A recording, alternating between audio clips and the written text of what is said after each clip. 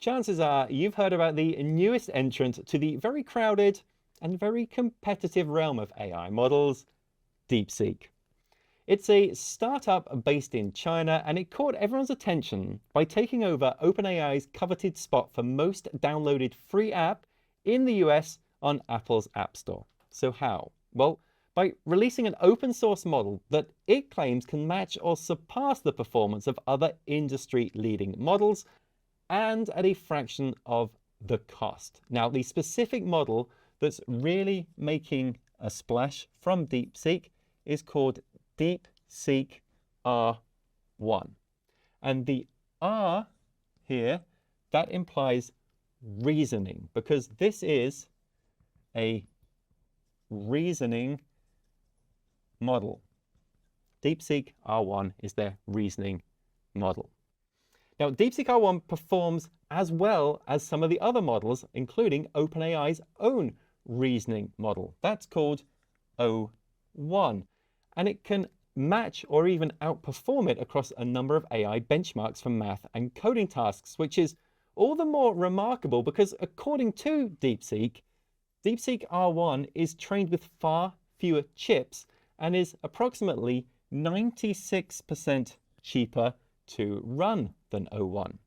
Now, unlike previous AI models, which produce an answer without explaining the why, a reasoning model solves complex problems by breaking them down into steps. So before answering a user query, the model spends time thinking in air quotes here.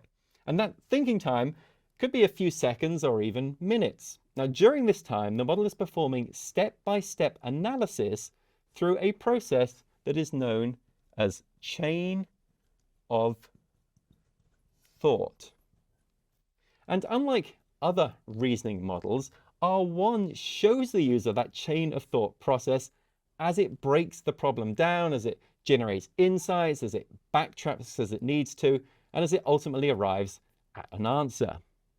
Now, I'm going to get into how this model works, but before that, let's talk about how it came to be. DeepSeek R1 seems to have come out of nowhere, but there are in fact many DeepSeek models that brought us to this point, a model avalanche, if you like, and my colleague Aaron can help dig us out. Well, thanks, Martin. There is certainly a lot to dig out here. There's a lot of these models, but let's start from the very top in the beginning of all this. So we began and we go to, let's say, DeepSeek version 1, which is a 67 billion model that was released in January of 2024. Now, this is a traditional transformer with a focus on the feed-forward neural networks. This gets us down into DeepSeek version 2, which really put this on the map. This is a very large 236 billion model that was released not that far away from the original, which is June 2024. But to put this into perspective, there are really two novel aspects around this model. The first one was the multi-head latent attention, and the second aspect was the DeepSeek mixture of experts. It just made the model really fast and performant, and it set us up for success for the DeepSeek version 3, which was released December of 2024. Now, this one is even bigger. It's 671 billion parameters. But this is where we began to see the introduction of using reinforcement learning with that model. And some other contributions that this model had is it was able to balance load across many GPUs because they used a lot of H800s within their infrastructure. And that was also built around on top of DeepSeek V2. So all these models accumulate and build on top of each other, which gets us down into DeepSeek R10, which was released in January of 2025. So this is the first of the reasoning models now, right? It is, yeah, and it's really neat how they began to train, these types of models, right? So it's a type of fine tuning, but on this one, they exclusively use reinforcement learning, which is a way where you have policies and you want to reward or you want to penalize the model for some action that it has taken or output that it has taken, and it self-learns over time. And it was very performant, it did well, but it got even better with DeepSeek R1. Right, which was, again, built on top of R10. And this one used a combination of reinforcement learning and supervised fine-tuning, the best of both worlds, so that it could even be better. And it's very close to performance on many standards and benchmarks as some of these open AI models we have now. And this gets us down into now distilled models, which is like a whole nother paradigm. Distilled models. Okay, so tell me what that is all about. Yeah, great question and comment. So first of all, a distilled model is where you have a student model, which is a very small model, and you have the teacher model, which is very big. And you want to distill or extract knowledge from the teacher model down into the student model. In some aspects, you could think of it as model compression. But one interesting aspect around this is not just compression or transferring knowledge, but it's model translation, because we're going from the R10, right, which is one of those mixture of expert models, down into, for example, a llama series model, which is not a mixture of experts, but it's a traditional transformer, right? So you're going from one architecture type to another, and we do the same with Quinn.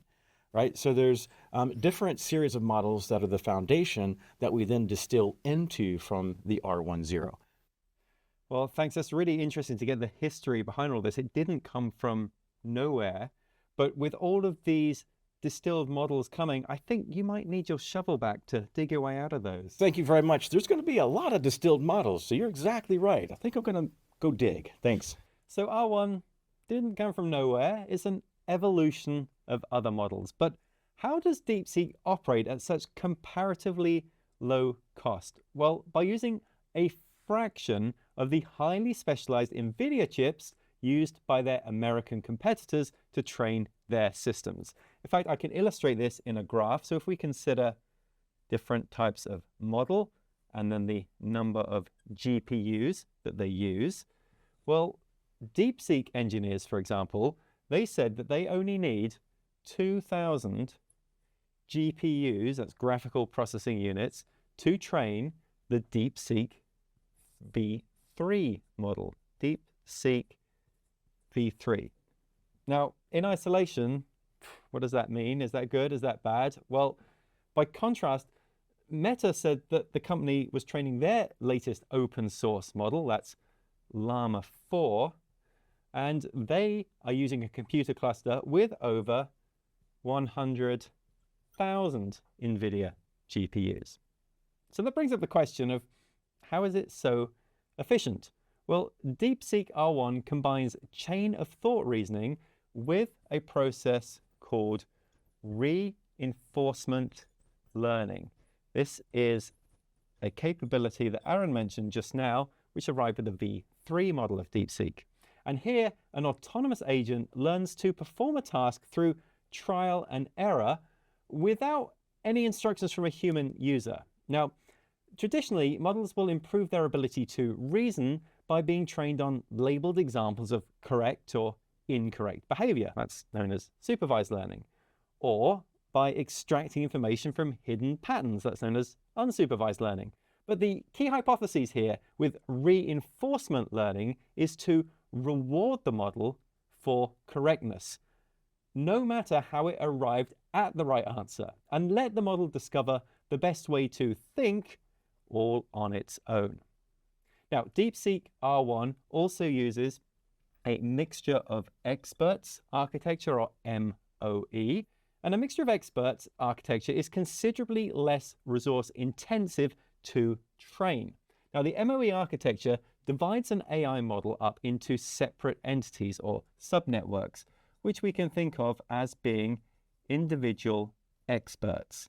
So in my little neural network here, I'm going to create 3 experts. And a real MOE architecture would probably have quite a bit more than that.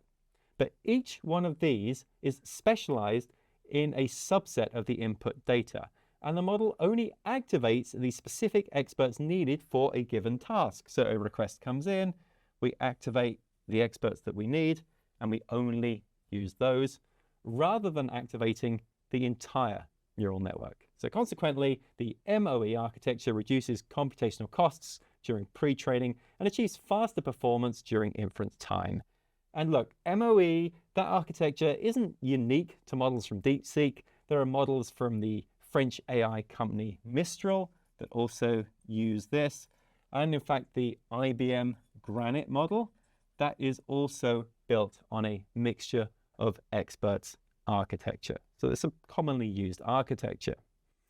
So that is DeepSeek R1. It's an AI reasoning model that is matching other industry-leading models on reasoning benchmarks while being delivered at a fraction of the cost in both training and inference.